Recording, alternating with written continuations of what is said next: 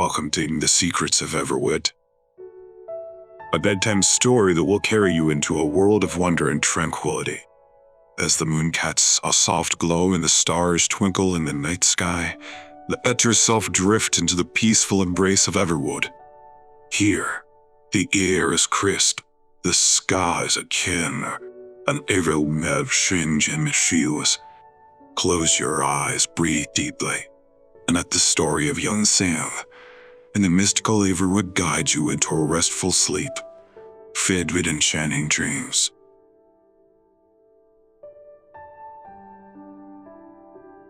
The mysterious mailman. In the heart of a land kissed by the whispers of time and enigma, lay the quaint and serene town of Everwood. Framed by ancient, towering trees and emerald hills, it rolled like waves in a sea of green. Everwood was a place where every stone, brook, and breeze seemed to hum with old, untold stories. It was in this town, where the air was always crisp, and the skies a canvas of ever-changing hues, that young Sam lived. Sam, a 12-year-old boy with eyes as curious as a cat's, and hair the color of autumn leaves. He wasn't interested in the usual games or tales. Instead, Sam was captivated by the mysteries of the world around him. He would often wander into the woods, listening to the wind as it danced through the trees, and watch the stars as they played hide and seek with the moon. His imagination was a wild, untamed thing, always hungry for new adventures and secrets. Everwood was more than just a home to Sam. It was a treasure trove of wonders and whispers. The townspeople, a blend of old souls and young hearts, spoke often of the forest that rattled their town. They told tales of ancient spirits, of mystical creatures that walked in the shadows, and of a middleman, a being who could speak to the very soul of nature. This middleman was shrouded in as much mystery as the forest itself. It was said he lived deep within the woods, in a place where the trees were oldest and the secrets deepest. Yet God spoke of him with a mixture of respect and fear. Sam was fascinated by these stories. He longed to meet this middleman, to learn the secrets of the forest, and to understand the language of the wind and the trees. Little did he know, his life was about to intertwine with the middleman's in a way he could never have imagined. As the sun began to set one evening, painting the sky in shades of orange and purple, Sam ventured further into the forest than he had ever gone before. His heart pounded with a mix of excitement and fear, but his steps were guided by an unexplainable pull towards the heart of the woods. In the midst of his exploration, Sam stumbled upon a clearing he had never seen before. In the center of this clearing stood a hut, so perfectly camouflaged with the forest that it seemed to be a part of it. Sam realized that the thrill had to be the home of the middleman. With a mix of trepidation and awe, Sam approached the hut. It was made of timber and leaves, with windows that gleamed like emerald under the sun's dying light. Vines curled lovingly around its structure, and flowers of every imaginable color bloomed wildly around it. The air was thick with the scent of earth and blossom, and the sound of the forest seemed to hum in harmony around the hut. Sam stood there for what seemed like an eternity, drinking in the sight. He knew he was standing on the threshold of something extraordinary, something that could change his life forever. With a deep breath, he stepped closer to the hut, his heart racing with anticipation. Little did he know, behind the veil of leaves and shadows, eyes as old as time itself were watching him, eyes that had seen the rise and fall of many moons, eyes that belonged to the middleman. As Sam approached the hut, the air grew denser, filled with an ancient, pulsating energy. He reached out a tentative hand, about to knock, when the door creaked open on its own, revealing the dimly lit interior. Heart pounding, Sam stepped inside. The hut was a marvel, a microcosm of the forest itself. Roots intertwined with the walls, Shelves were laden with jars of herbs and curious artifacts, and a soft, green glow emanated from a corner where a multitude of plants thrived. In his center, a figure stood, his back to Sam, seemingly absorbed in a conversation with a small bird perched on his finger. This figure, the middleman, was both less and more than Sam had imagined. He was tall and lean, with hair that cascaded down his back like a waterfall of night. His clothes were simple, woven from the forest itself, and his presence was as commanding as the oldest tree in the woods. "Who are you? And why do you come here?" The middleman's voice was deep and resonant, echoing the murmurs of the earth.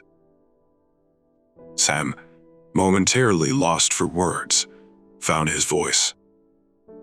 "I'm Sam. I live in Everwood. I've heard stories about you.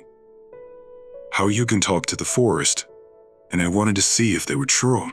The middleman turned to face Sam, his eyes a piercing green, reflecting the very essence of the woods. "And now that you have seen what you seek," Sam's gaze was unwavering. "I want to learn. I want to understand the forest, the way you do." The middleman studied Sam with an intensity that felt like the roots of the earth were delving into Sam's very soul. After a long pause, he spoke. "The knowledge you seek is not given lightly. It is a path of connection, respect, and balance. Are you prepared for such a journey?" Without hesitation, Sam nodded. His heart knew no fear, only a burning desire to unravel the mysteries of the forest. The middleman motioned for Sam to follow him outside. As they stepped into the clearing, the forest seemed to come alive, greeting the middleman with a chorus of sounds and whispers. Sam watched in awe as birds, seemingly unafraid, flitted around him, and small creatures peeked out from their hiding places. "This is my world," the middleman began, his voice soft, yet carrying the weight of the ages. "It is a world of unspoken languages, of connections that run deeper than words. To learn this language, you must first learn to listen." He placed his hand on the trunk of a tree, closing his eyes. Sam did the same, feeling the rough bark beneath his fingers. There was only silence, but slowly as he let go of his thoughts, a faint pulsing sensation began to flow through him. It was the heartbeat of the tree, steady and strong. "This is just the beginning," the man said, opening his eyes. "But remember, with knowledge comes responsibility. You must never use what you learn for harm." Sam nodded, a sense of purpose igniting within him. This was more than he ever hoped for an adventure, a calling. As they walked back to the hut, the new man spoke of the balance of nature, yet the harmony that must be maintained. He spoke of his role as a guardian and a bridge between the human world and the forest. Sam listened, every word etching itself into his heart. He knew, in that moment, that his life would never be the same again. The middleman's hut, as Sam soon discovered, was more than a mere dwelling. It was a sanctuary, a nexus where the natural and mystical worlds converged. The walls, woven from living branches, seemed to breathe with a life of their own. The air was perfumed with a blend of earth and herbs, creating an ambience that was both tranquil and invigorating. In this haven, the middleman introduced Sam to the intricate tapestry of nature's language. He showed Sam ancient scrolls and books, each page a testament to the wisdom of the forest. They were written in symbols that seemed to dance before Sam's eyes, symbols that spoke about wind's whispers, the stories of stones, and the songs of the streams. As they delved into the lessons, Sam realized that learning the language of the forest was now about memorizing words or phrases. It was about attuning oneself to the subtle vibrations of life, understanding the ebb and flow of nature's rhythms, and respecting the delicate balance that sustained it all. The middleman spoke of the history of Everwood, of times when humans and nature existed in closer harmony. He explained how this connection had frayed over the years, with many forgetting the language of the earth, leading to a discord that rippled through the forest. Amidst these teachings, the middleman emphasized the importance of intention. To speak with the forest is to be in a constant dialogue of give and take. You must be mindful of what you ask and how you listen. The forest can sense the heart behind the words. Sam listened, absorbing every word. He spent hours in the hut, practicing the nuances of this ancient dialect, often failing but always encouraged by the middleman's patient guidance. He learned to interpret the rustling of leaves, the patterns of bird songs, and even the silent language of the mushrooms that grow in the dark corners of the forest. As days turned into weeks, Sam's perception of the world around him transformed. The forest no longer seemed like a collection of trees and animals. It became a living, breathing entity, teeming with emotions and stories. He began to sense the joy of a daisy's basking in the sun, the sorrow of a wilting fern, and the playful whispers of the wind. The middleman, watching Sam's progress, knew that the boy was special.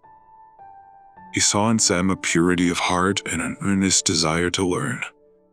This gave the man hope, for he had long feared that the art of conversing with nature would vanish with him.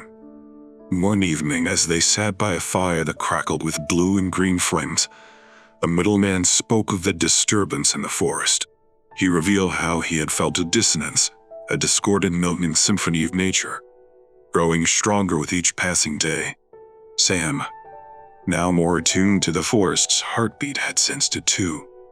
He shared his observations with the middleman, speaking of the unusual behavior of animals and the subtle changes in the plants. The middleman nodded, his eyes reflecting the fire's flames. It is time for you to learn not just the language of the forest, but its deepest secrets. For what lies ahead is a journey that will test everything you have learned. Sam felt a surge of both excitement and apprehension. He knew that this was the moment his adventures truly began. The moment he stepped beyond the threshold of learning into the realm of action. Together, they gazed into the flames, knowing that the path ahead was fraught with challenges unknown. But in Sam's heart burned a flame of determination, a desire to protect the world he had grown to love so deeply. Sam's days at the middleman's hut brought a profound change in him. He felt an awakening, a deep connection to the world around him that he had never known before. But with this newfound awareness came a realization of how much he had yet to learn. One evening, as twilight painted the sky in shades of lavender and gold, Sam found the middleman sitting outside the hut, gazing at the horizon where the forest met the sky. The middleman seemed lost in thought, his eyes distant, reflecting the fading light. Approaching him with a sense of resolve, Sam spoke. I know I have learned much from you, but I feel there is so much more. The forest speaks. I catch only fragments. I want to understand it fully. Please, will you teach me everything? The middleman turned his gaze to Sam, studying the earnestness in the boy's eyes. He saw in Sam a rare sincerity, a genuine thirst for knowledge that went beyond mere curiosity. It was a quest for understanding, a desire to bond with the essence of nature itself. You have shown great potential, Sam. The middleman began, his voice gentle yet solemn. But the path you wish to walk is not an easy one. It requires dedication, patience, and a willingness to see beyond the surface of things. The language of the forest is ancient and complex. It speaks in ways that are not always clear through signs, sensations, and emotions. Are you prepared to commit to this journey? Sam nodded without hesitation, his eyes alight with determination. I am. More than anything, I want to learn, to understand, to be a part of this world. Whatever it takes, I'm ready. Mingman smiled, a red expression that seemed to light up his age-worn face. "Very well, Sam. From this moment on, your training will intensify. You will learn to listen not just with your ears, but with your heart and soul. You will learn to speak not just with words, but with intentions and feelings. The forest will be your teacher, and I will guide you along the way." Then Sir Sam's training began in earnest. It would start at dawn, when the world was still asleep, and the first rays of sunlight filtered through the canopy. The middleman taught Sam to meditate, to quiet his mind and open his senses to the world around him. He learned to feel the energy of the earth, to understand the subtle changes in the air, and to hear the whispers of the trees. Sam was introduced to the delicate art of herbology, learning the properties of each plant, of how they could heal or harm. He discovered the language of animals, understanding their behaviors and emotions, and finding ways to communicate with them. Each day brought new lessons, new insights, and new challenges. Sam learned to move through the forest with grace and stealth, to leave no trace of his passage, and to become one with his surroundings. But as Sam's knowledge grew, so did his awareness of the disturbance in the forest. He began to notice signs he had previously overlooked: a subtle wilting of leaves, a tension in the air, a hesitation in the songs of the birds. It was as if the forest itself was holding its breath, waiting for something ominous to unfold. The middleman watched Sam's progress with a mixture of pride and concern. He knew that the time was approaching they would have to confront the source of the disturbance. But for now, he focused on preparing Sam, honing his skills and deepening his connection with the forest. As the days passed, Sam felt a growing sense of urgency, a feeling that whatever was coming was drawing nearer. He knew that he had to be ready, to stand with the middleman and protect the world that had become his second home. Under the middleman's guidance, Sam embarked on a journey to master the language of the forest. These lessons, unlike any traditional learning he had experienced, required him to immerse himself completely in the natural world. The first of these lessons involved understanding the wind. The middleman taught Sam to listen to the wind, not just as a breeze that caressed the leaves, but as a storyteller narrating tales through distant lands. They would sit for hours, eyes feeling the subtle shifts and eddies of the wind. The middleman explained that each gust and whisper carried messages about the weather, the health of the forest, even the emotions of the creatures living within it. Next came the lessons on the language of trees. The middleman showed Sam how to place his hands on the bark to feel the life pulsing within. He taught him to recognize the different vibrations each tree emitted, a language of growth, age, and wisdom.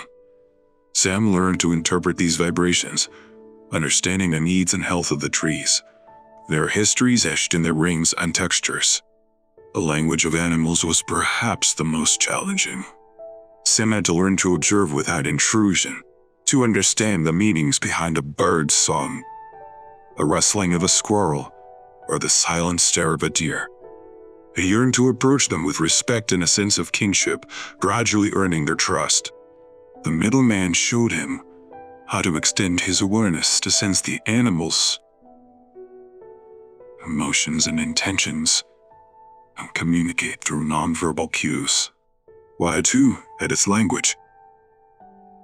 The middleman leads Sam to streams and ponds, teaching him to read the patterns of ripples, the flow of currents, and the life teeming beneath the surface.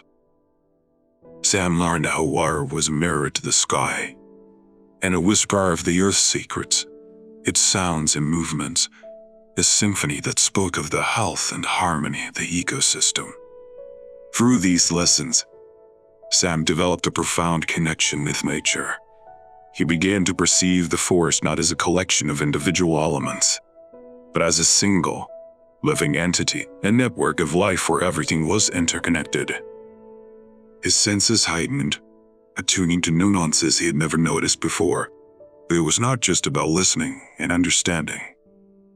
The middleman emphasized the importance of responding. He taught Sam the delicate art of influencing in natural world how to soothe a distressed bird, to encourage a plant's growth, or to calm a troubled stream. It was a practice of balance, of giving back to nature as much as they received. As Sam's skills grew, so did his awareness of the subtle changes occurring in the forest. He noticed the slight wilting of leaves, the muted songs of birds, a general sense of unease that seemed to hang in the air. It was as if the forest was speaking of an impending trouble, a disturbance that was slowly unsettling its harmony. The middleman, observing these changes, he sensed that Sam, with his newfound connection to the forest, was ready to face the challenges ahead. The stage was set for the revelation of the disturbance that threatened the balance of their world. As Sam's understanding of the forest deepened, so did his perception of an unsettling change that seemed to be creeping over Everwood. The once vibrant and harmonious chorus of the forest had begun to falter, its rhythm disrupted by a dissonant undertone. One evening, as the sun dipped below the horizon, casting a golden glow through the trees, the middleman sat Sam down outside his hut. The air was heavy with a sense of foreboding, and the usual evening chorus of birds was eerily subdued. "Sam," the middleman began, his voice grave, "you have learned much, and you have felt the changes in our forest. It is time for you to know the truth about the disturbance we face." He explained that the balance of the forest was being threatened by a force unlike any they had encountered before. This force, mysterious and elusive, was causing the plants to wither, the animals to behave erratically, and was slowly sapping the vitality of the forest. The symptoms were subtle, but growing more pronounced. The middleman continued. "It's as if the life force of Everwood is being drained, its essence weakened. We must uncover the source of this disturbance before it's too late." Sam listened intensely, a mix of fear and determination in his eyes. He had sensed the changes, had seen the signs, but the reality of the situation was more dire than he had imagined. "What can we do?" Sam asked, ready to play his part in protecting the forest that had become a part of him. The middleman looked at the young boy, his apprentice, who had grown so much in such a short time. He must venture deeper into the forest, to places where few have tread. They need to gather clues, understand the nature of this force, and find a way to restore the balance. The next morning, under a sky streaked with pink and orange hues, Sam and the middleman set out on their journey. They moved with purpose, their senses attuned to every whisper and rustle of the forest. The middleman led Sam through hidden paths, under ancient arches that intertwined branches, and across crystalline streams. As they ventured further, the signs of disturbance became more apparent. They came across patches of forest where the trees stood bare, their leaves fallen prematurely. The ground around them dry and cracked. In other areas, the wildlife was strangely absent, the usual cacophony of sounds replaced by a haunting silence. Sam felt a growing sense of unease, a sorrow for the suffering of the forest. He used his newfound abilities to reach out to the plants and animals they encountered, offering comfort and listening for any clues that might help them understand the cause of the disturbance. One afternoon, as they were examining a withered tree, a flash of movement caught Sam's eye. Turning swiftly, he glimpsed a shadowy figure disappearing into the underbrush. The middleman, alarmed by Sam's reaction, peered into the shadows, a look of recognition crossing his face. "It was no ordinary creature of the forest," he said, his voice tinged with concern. "It is rare for them to show themselves. This may be a sign that we are getting closer to uncovering the source of the disturbance." With renewed resolve, Sam and the middleman continued their journey, delving deeper into the mysteries of Everwood. Each step took them further into uncharted territory, closer to the heart of the disturbance that threatened the very essence of their world. As the chapter closed, they stood at the edge of an ancient grove. The air around them charged with a palpable tension. It was here the middleman knew that they would find the answers they sought and face the greatest challenge of their journey. The legend of the stones. In the heart of the ancient grove, with Ithea was thick with the scent of moss and old magic, the middleman paused. He gestured for Sam to sit beside him on a fallen log, its surface soft with age. The forest around them was dense, the canopy a tapestry of green that filtered the sunlight into emerald hues. Sam, the middleman began, his voice echoing the serenity of their surroundings. What we face is rooted in a legend, as old as Everwood itself. It is a tale of balance, power, and responsibility. He told Sam of a time, long forgotten by most, when the forest was young and the world was filled with magic. In this era, 3 powerful stones were bestowed upon the forest by the ancient spirits of nature. These stones, the wind stone, the water stone, and the fire stone, were the embodiments of the essential elements that sustained life. The wind stone, he explained, holds the power of air and sky. It can summon breezes and gales, and even speak the language of the birds.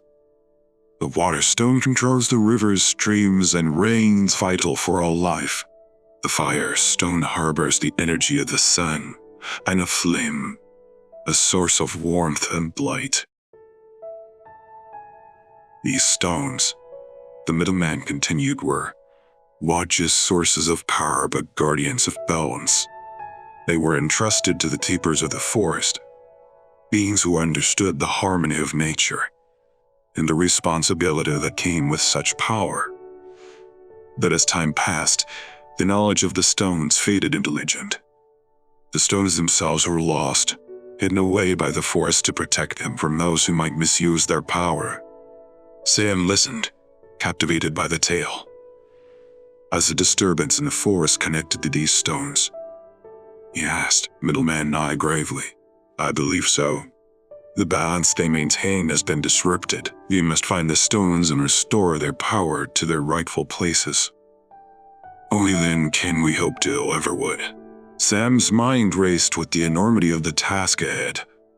To seek out these ancient stones, hidden and protected by the forest itself, was a quest of epic proportions. They must start with the wind stone, the middleman said, rising to his feet. According to the legend, it lies in the Whispering Valley, a place where the winds speak, and the air holds the secrets of the sky. The prospect of such a journey was both daunting and exhilarating.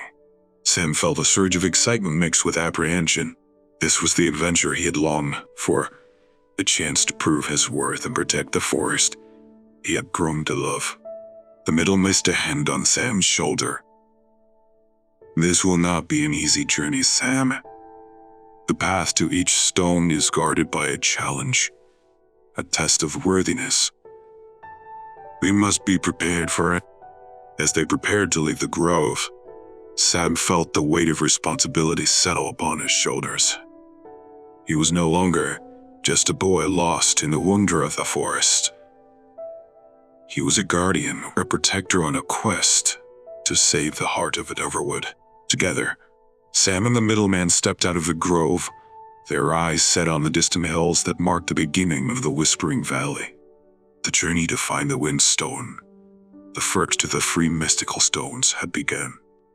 As the first light of dawn cast a golden glow over Everwood, Sam and the middleman gathered in the hut to plan their quest for the Wind Stone. Maps of ancient and intricate design were spread across the table, showing the dense and uncharted territories of the forest, the Whispering Valley. The destination was marked as a region nestled between 2 soaring peaks, where the winds were said to sing. The journey to the Whispering Valley is treacherous, the middleman cautioned, tracing a path with his finger on the map. The terrain is unpredictable and the valley itself is protected by the Winged Guardian. We must be prepared for both the physical challenges and the trials of the Guardian. Sam, his eyes fixed on the map, felt a mix of excitement and nervousness. "What kind of trials?" he asked.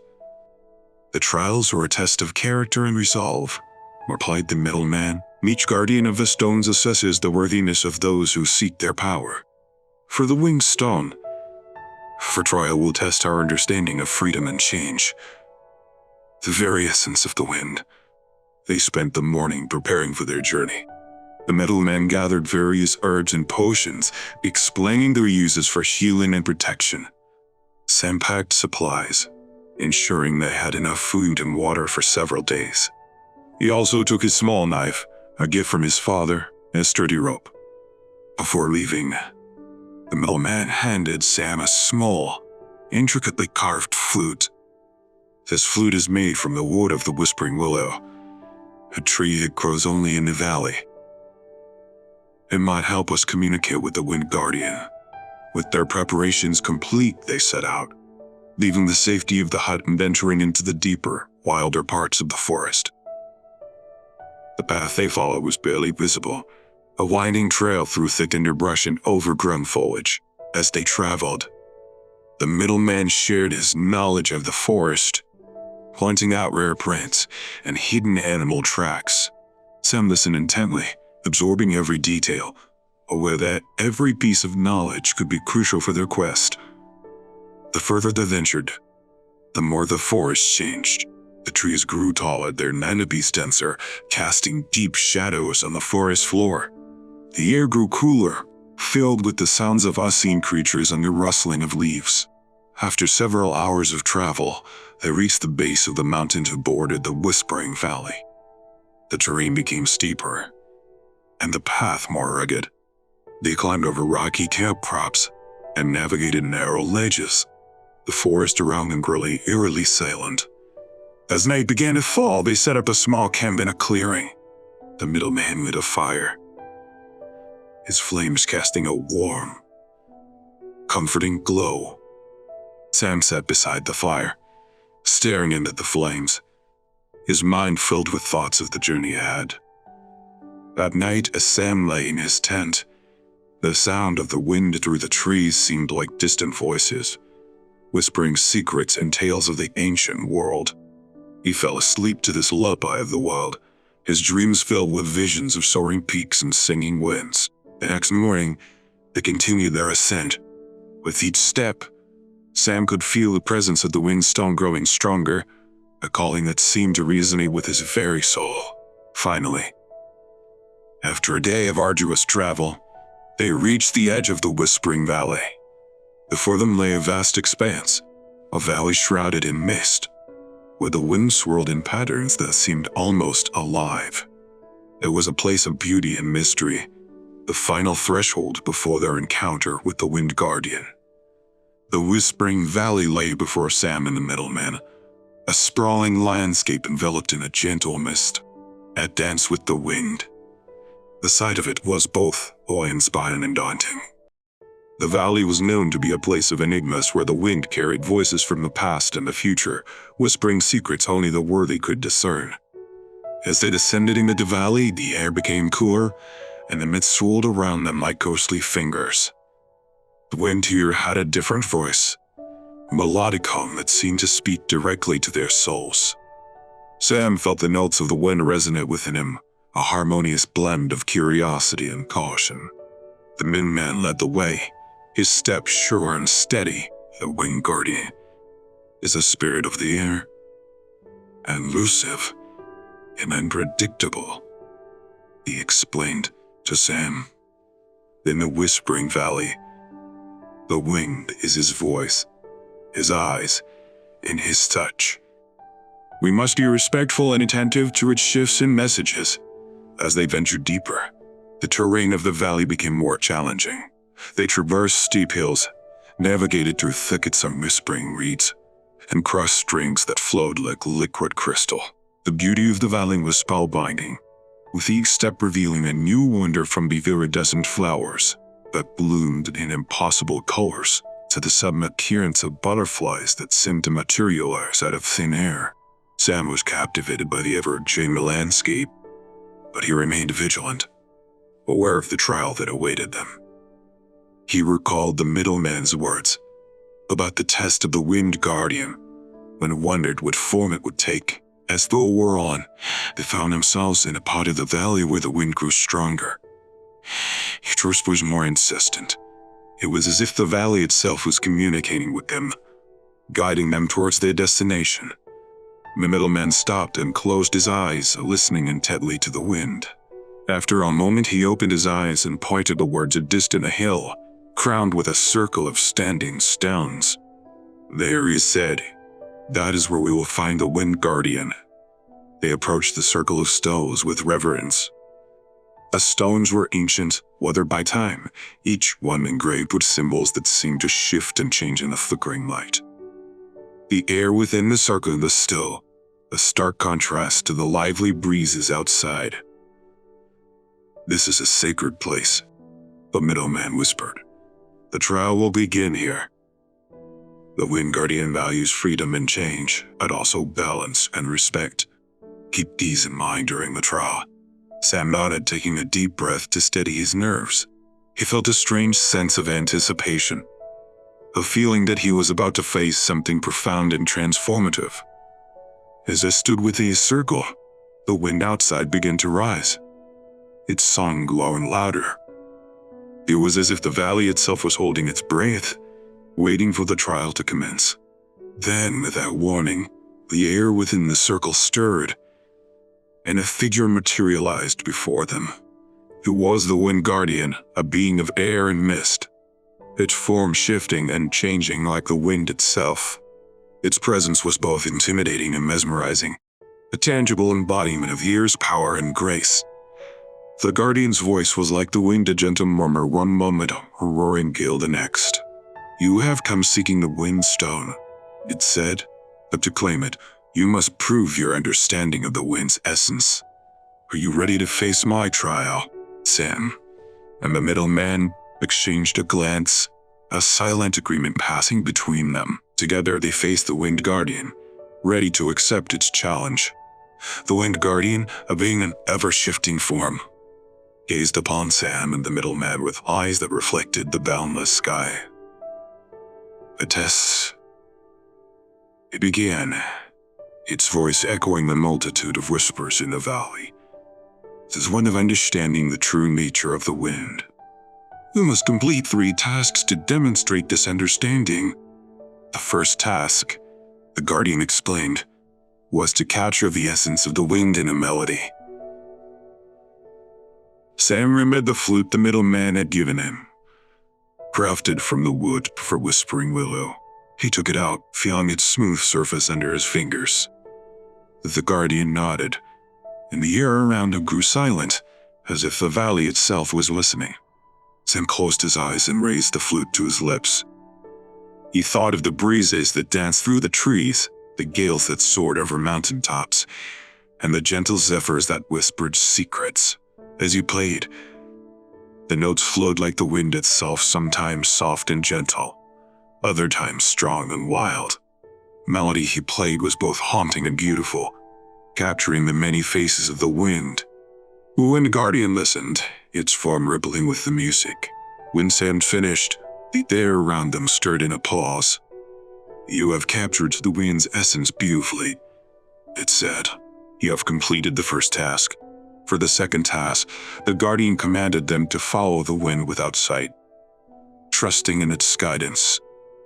Sam and the middleman were blindfolded, and the wind began to swirl around them. They had to rely on their other senses, feeling the direction of the breeze, the subtle changes in temperature, and the sounds carried by the wind.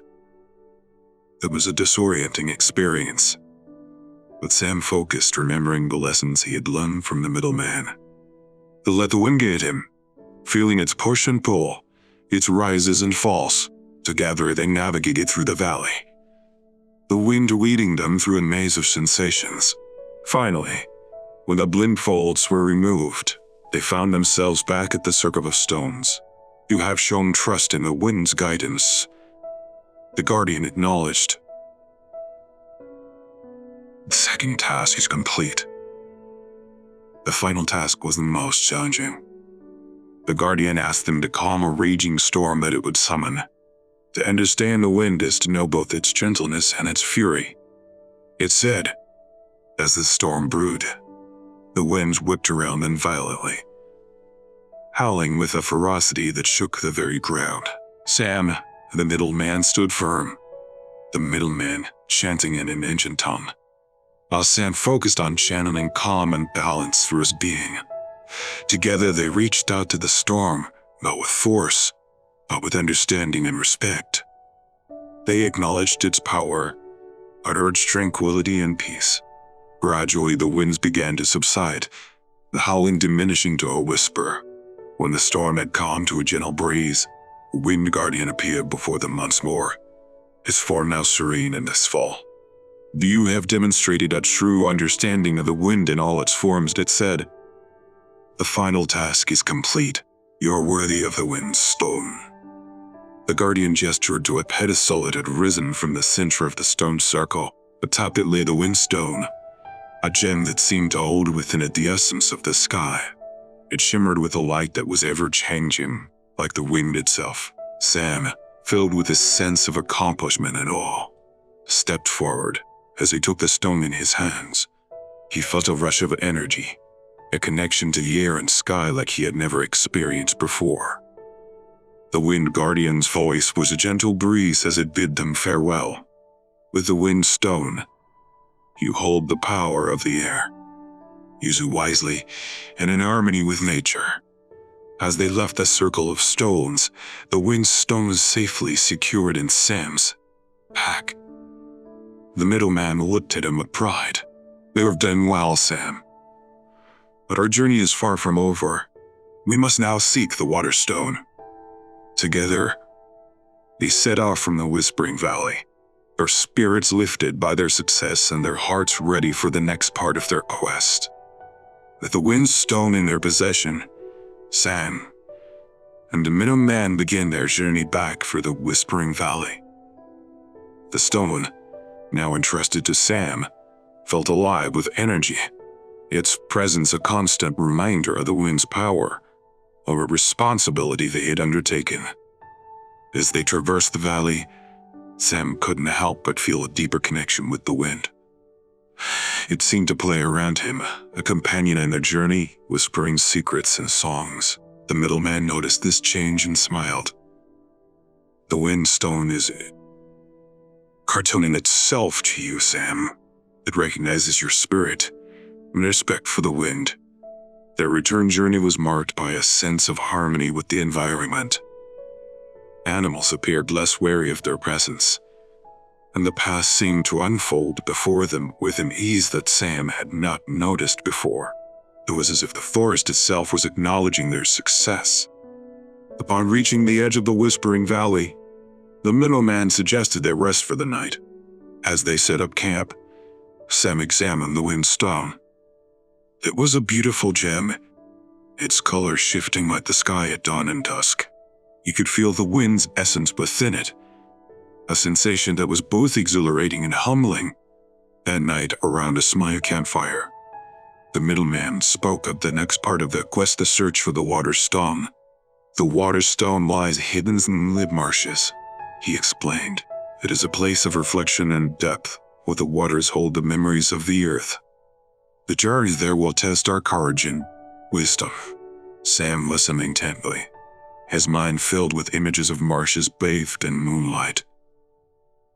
He knew that each stone's trial would be a unique challenge, reflecting the nature of the element it embodied. The next morning, as they resumed the journey, Sam felt a renewed sense of purpose. The weight of the wind stone in his pack was a constant reminder of their mission to restore balance to Everwood. Their path took them through ever-changing landscapes, dense forests, open meadows, and rolling hills. The middleman shared his knowledge of the land, pointing out herbs and plants that could aid them in their journey. As they approached the outskirts of the moonlit marshes, the terrain became softer, the earth moist underfoot. The air was filled with the scent of water and earth, and the sound of distant waterways. The marshes stretched out before them, a vast expanse of wire reeds and mist. Sam gazed at the marshes with a mix of awe and apprehension. The moonlit marshes were known to be both beautiful and treacherous, their waters hiding secrets and dangers beneath their serene surface. The middleman paused, looking out over the marshes. "The Waterstone's trial awaits us there," he said, his voice steady.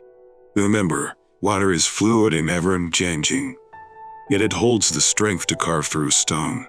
We must be adaptable, yet resolute in our quest. With the Windstone's power now a part of their journey." Sam and the middleman stepped forward into the marshes, ready to face the next guardian and retrieve the Waterstone. Their adventure was far from over, and the mysteries of the forest awaited them with each step.